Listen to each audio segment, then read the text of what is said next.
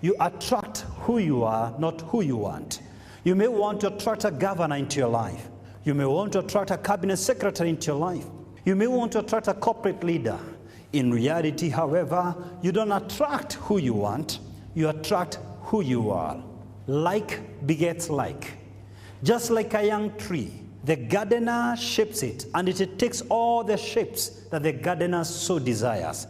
So must you reproduce yourself in the life of your child. Kids are like tape recorders, watching your every move, listening to your every speech, and eventually you duplicate yourself into their lives.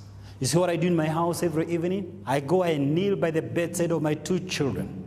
I bless them every day. I pray for them every day. If I make a mistake of not doing that, they will demand it, because it was installed before they learned how to speak.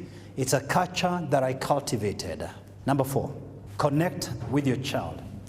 To connect means to create the time, to deliberately create the time. You see, ladies and gentlemen, we have time for what we value. As I speak to you tonight, there's a phone call that can come and you walk out on me, irrespective of what I'm sharing. There are other people who will be looking for you in the course of this fellowship, but you may never remember to call them back. Tomorrow morning, you will call people depending on who you value and in the order of priority on how you value them. Put it otherwise, we have time for what we value. We have time for who we value. So if you are struggling to choose between making money and your children, if you are struggling to balance between work and your children, you might as well quote me, you don't value your children, you are in deception.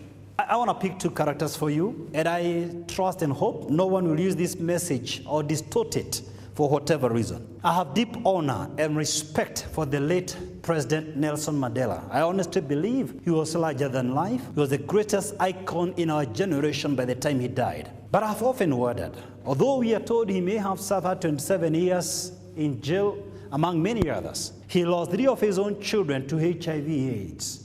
Is it possible? Don't answer me. Food for thought. Is it possible?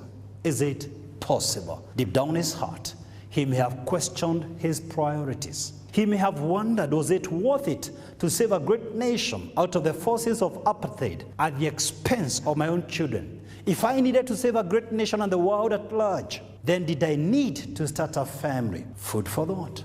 I wonder how many listening to this voice tonight would want to reach the epic of their career ladder and lose their own children to HIV/AIDS, to drug abuse, to violence, to crime. The only true Nobel laureate from this nation, Professor Wangari Maathai, on her deathbed, it was reported in the local dailies that the one thing she regretted is that she never spent enough time with her own children. If I may paraphrase the good professor, she learned a little bit too late that parental responsibilities cannot be delegated. You can't pick it up from where you left after gaining the fame and the fortune, and then pick it up. The growth of children is irreversible. It won't wait for you to put up apartments and buy land and shares and stocks, and then pick it up from your busy schedules from where you left. Once you lose every stage, the change is irreversible. A friend of mine one time told me something very interesting. He was carjacked, taken to Gong Hills, and the crooks were so convinced that he was refusing to part with money. But they were so gracious to give him some 5 minutes to make a last call. And they told him, look, we're going to give you a phone because we're going to kill you in just a moment.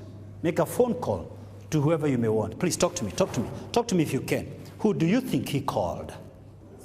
His wife.